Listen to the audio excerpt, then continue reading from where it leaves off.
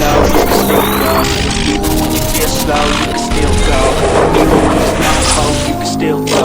I never answer to no, man, I still go. Go, go, go, go, go, go, go, go. Brian Giles from Brian Giles MTG. We're back with more Outlaws of Thunder Junction spoilers. So starting off, we have a trope card in Bovine Intervention. A white and 1 for an instant that reads, destroy target artifact or creature. Its controller creates a 2/2 white ox creature token. So kind of like a little bit more expensive, generous gift.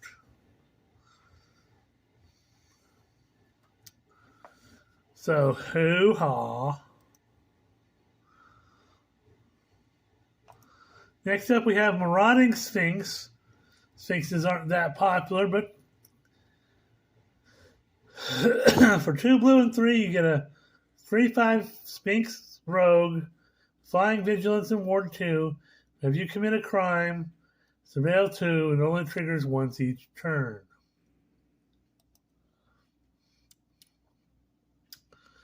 Then we have Intimidation Campaign.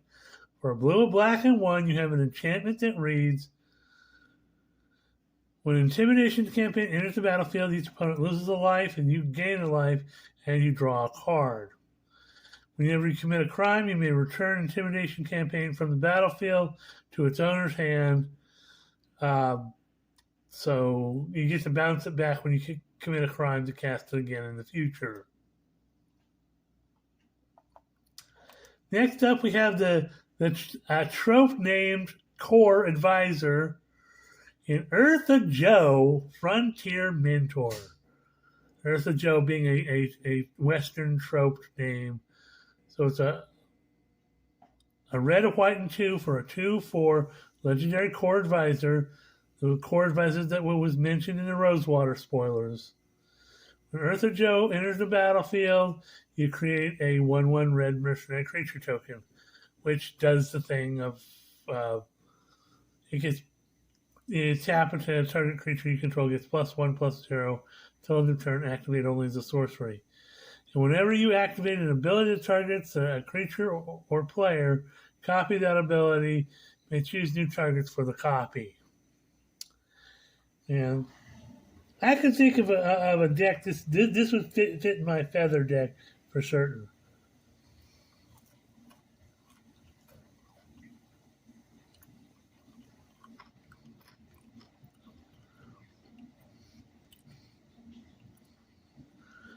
So you get a mercenary buddy, and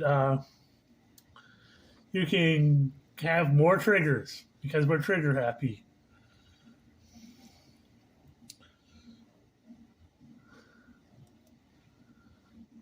Next up, we have High Noon. A white and 1 for an enchantment that reads, each player can't cast more than 1 spell each turn. Pay a red and 4, sacrifice High Noon, it deals 5 damage to any target. We thought, we were supposing this might be a saga, but we don't see any sagas. But I like how they played this out. Next up is it's the trope card that we were supposing about from the Rosewater spoilers, and they're doing it. Cunning Coyote. Meep meep. So a red and 1 for a 2/2 Coyote with haste. When he enters the battlefield, another target creature you control gets +1/+1, gains haste till end of turn. You can plot him for a red and 1 because he's always hiding behind the rocks or around the corner or behind the cactus.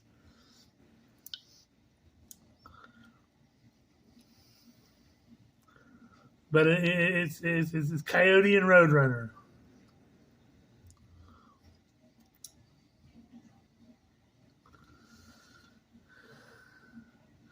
Meep, meep. Next up, we have Rictus Robber. Black and 3 for a 4/3 zombie rogue. When he enters the battlefield, if the creature dies this turn, create a 2/2 blue and black zombie rogue creature token. And you can plot him for a little less at a black and 2. And he plays well with the Gisa that we talked about in earlier videos. Next up, we have Step Between Worlds.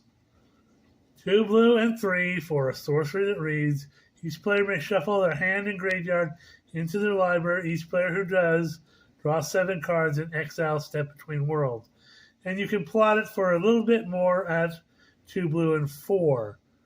But you get a Wheel of Fortune for that you can plot for later.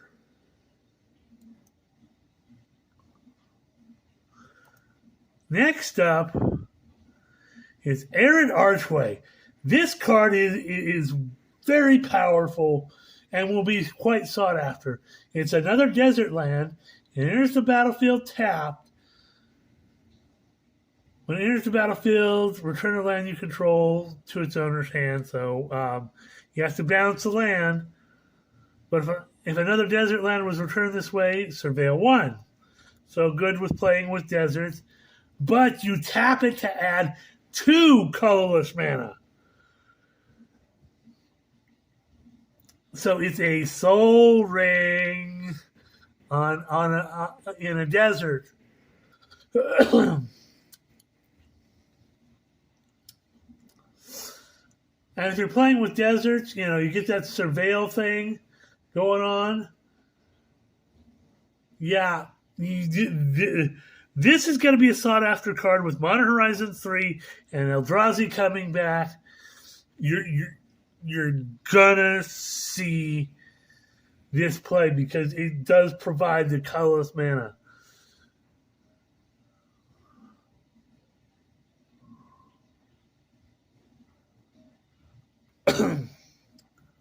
And bouncing your deserts back is never a bad thing.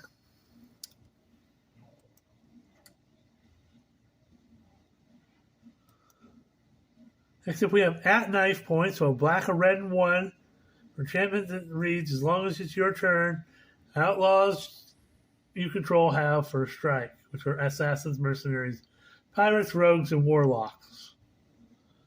Whenever you commit a crime, create a 1/1 red mercenary creature token, which I won't repeat it. It only triggers once each turn. So you commit a crime each turn, you get a mercenary buddy, and your outlaws have first strike during your turn. So it's not a bad little ability.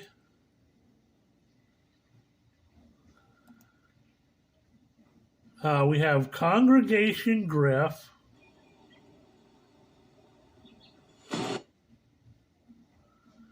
Stupid ads. So green and white and 1 for a 1/4 Hippogriff mount, flying a lifelink.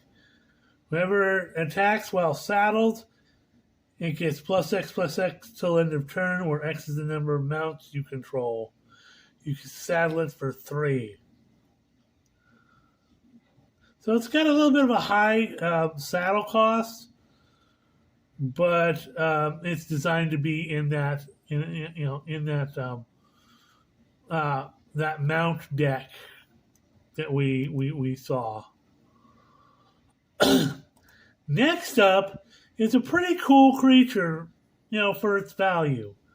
So you got Spinewoods Armadillo for 2 green and 4. You get a 7/7 Armadillo with reach and ward 3. But you can pay a green and 1 and discard them from your hand. Search your library for a basic land card or desert card. Reveal it and put it into your hand. Shuffle, and then you can gain 3 life. That's good all the way around. You get a 7/7 reach ward 3 for 6. or you can pay a green and one and discard them to go mana fixing, and you gain 3 life off of it. What's not to like about that? This is going to be, especially in limited, this is going to be a sought after card.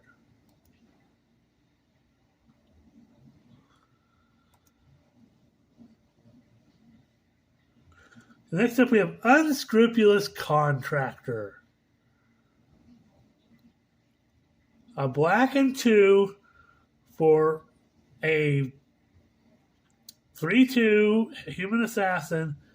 When it enters the battlefield, you may sacrifice a creature. When you do, target player draws 2 cards and loses 2 life. And you can plot them for a black and 2. Again, another card that's pairing really well with Shieldred. I'm seeing Shieldred the Apocalypse. The price of that card is gonna skyrocket. I mean, it's already, mostly in the 70s and 80s. I'm seeing, possibly, even the base version be up into the 90s, maybe even crossing 100 again. Because of all the cards in this set, just that we've seen so far, that cause target players to draw 2 cards. And because you're targeting the player, that's also a crime. So it sets off a whole bunch of other stuff.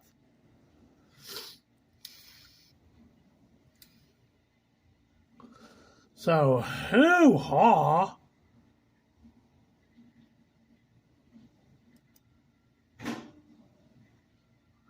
Next up, we have Tomb Trawler. So 2 mana for a 0/4 golem.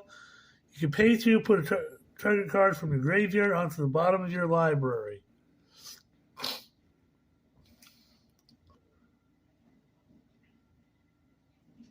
So you just put cards from your graveyard back into your library.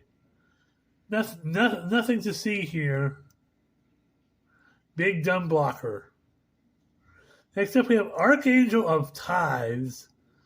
So I believe this is a reprint.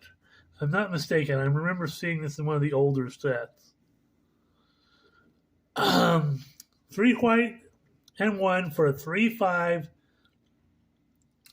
Angel with Flying. As long as it's untapped, creatures can't attack you or planeswalkers you control unless their controller pays a generic for each of those creatures. As long as Archangel Ties is attacking, creatures can't block unless their controller pays a generic for each of those creatures. So the white lockdown deck. Next up, we have Servant of the Stinger. So a black and 1 for a 1/3 human warlock with Death Touch. Whenever he does combat damage to a player, if you committed a crime this turn, you may sacrifice him. If you do, tutor up a card and put it into your hand and shuffle.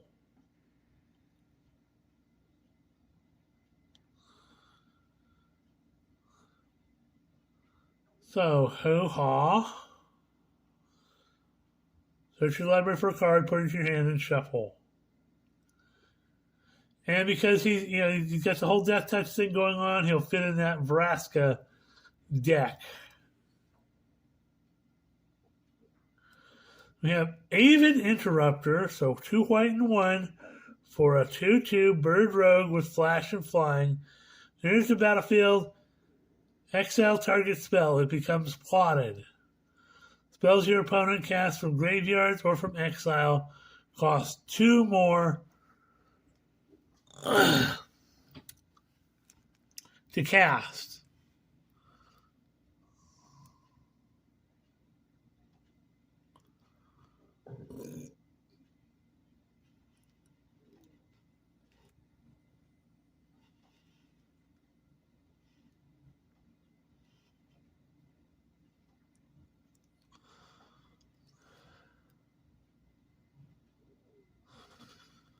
So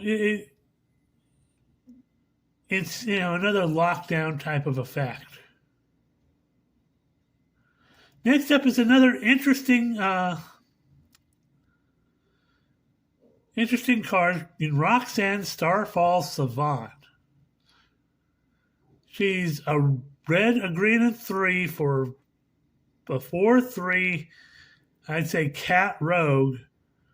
Whenever she enters the battlefield or attacks, create a tapped colorless artifact token named Meteorite. When it enters the battlefield, deal 2 damage to any target and tap it to add 1 mana of any color. Whenever you tap an artifact token for mana, add 1 mana of any type that artifact token produced.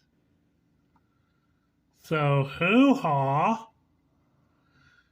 She creates little meteorites, and they do damage, and then they add mana of any color, and it adds an additional mana, if it's an artifact token that she created.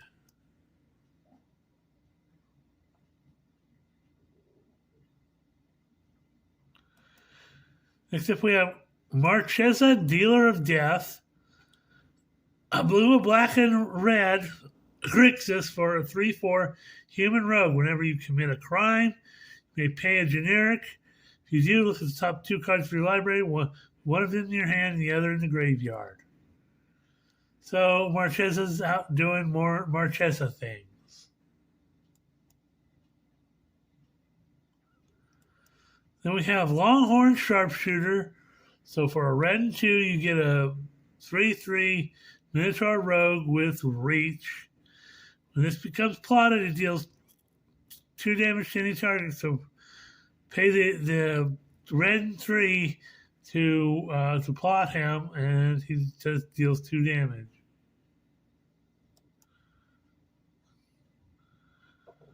Then we have Lively Dirge. So a black and 1 for a sorcerer that reads. It has Spree, so pay an additional 1 generic, search your library for a card, put it into your graveyard, and shuffle. Or pay 2 more generic, and I return up to 2 creatures with total mana value 4 or less from your graveyard to the battlefield. So, hoo-ha. Next up, we have Kellen Joins Up.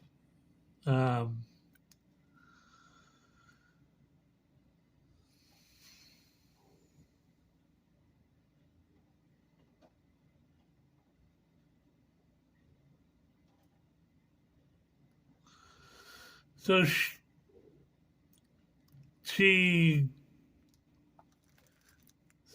Kellen Joins Up is basically a green, a white, and a blue for a legendary enchantment. When it enters the battlefield, exile a non-land card, mana value 3 or less from your hand. If you do, it becomes plotted. Whenever a legendary creature enters the battlefield under your control, put a +1/+1 counter on each creature you control. Hoo-ha. That's fun.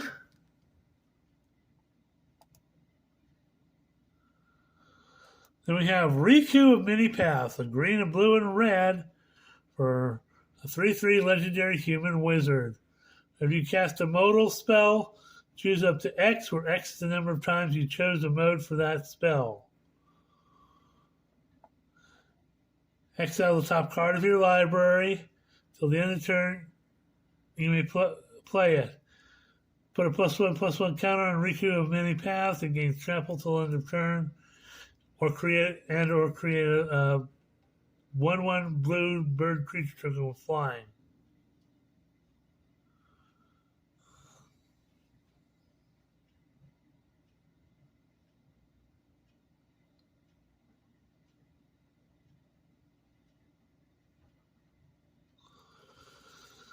So he does many things. Deck of many things. Next up, we have Stubborn Burrowfane. And this is going to be the last video for this particular set, as we're at 20 minutes now. So it's a Stubborn Burrow Fiends is a green and 1 or 2/2 Badger Beast mount. Whenever it becomes saddled for the first time each turn, mill 2 cards, then it gets +X till end of turn, where X is the number of creature cards in your graveyard. You can saddle it for 2. So yeah, this guy gets bigger, more creatures are in your graveyard. Hoo-ha. Well, that's it for this video. We'll say hoo-ha. We'll see you on the next video.